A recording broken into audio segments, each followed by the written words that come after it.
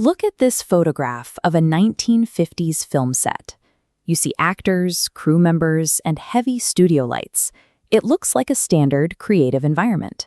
Yet Gemini Studios in Madras found itself directly intersecting with the fierce ideological divides of the Cold War. This is a portrait of Mahatma Gandhi. The staff working at Gemini Studios were simple people who wore homespun khadi clothing and held a deep, unifying admiration for him. His philosophy formed their baseline political culture. Most of these studio workers did not read complex political theory or study global economic policies. Instead, they held a straightforward devotion to democratic ideals and a strict, unquestioned aversion to communism. In the early years of independence, Gemini Studios was filled with workers who followed Gandhi's lead but stayed far away from the complexities of international politics. They focused on doing their best work every day, while avoiding ideologies they didn't fully understand. To understand this clash, we have to look closely at what the Gemini Studios staff thought a communist actually was. According to the author Asokamitran, we aren't dealing with academic political theory here. We are examining a highly stereotyped, terrifying caricature that the workers believed to be absolute fact. This diagram maps out their exact profile. They believed a communist was completely godless, lacked filial or conjugal love, meaning no affection for family, and felt zero compunction about killing their parents or children for political ideology.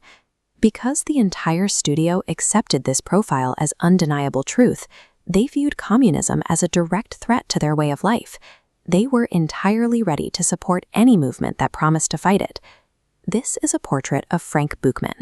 In 1952, he brought an ideological counterforce to Madras, known as the Moral Re-Armament Army, or the MRA, to combat the perceived threat of communism. Despite the name, this was not a military force carrying weapons. The MRA was actually a massive theatrical troupe of roughly 200 actors, actresses, and technicians. This photograph shows two people reading an MRA pamphlet. Buchman's strategy was cultural.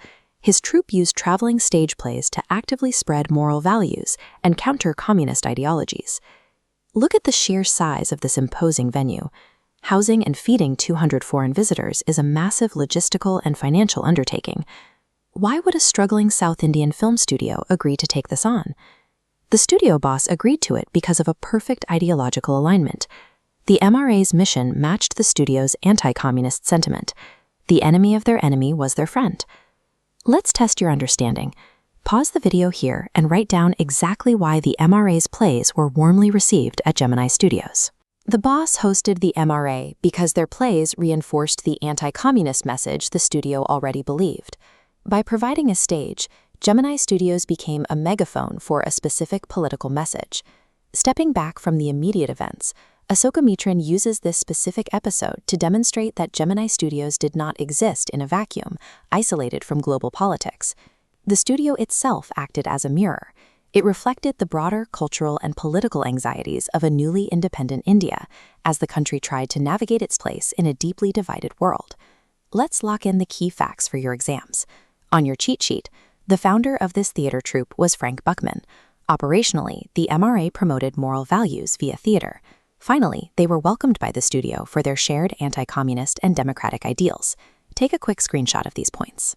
You now have a clear picture of how movie sets in Madras became the front lines of a global ideological battle in Poets and Pancakes.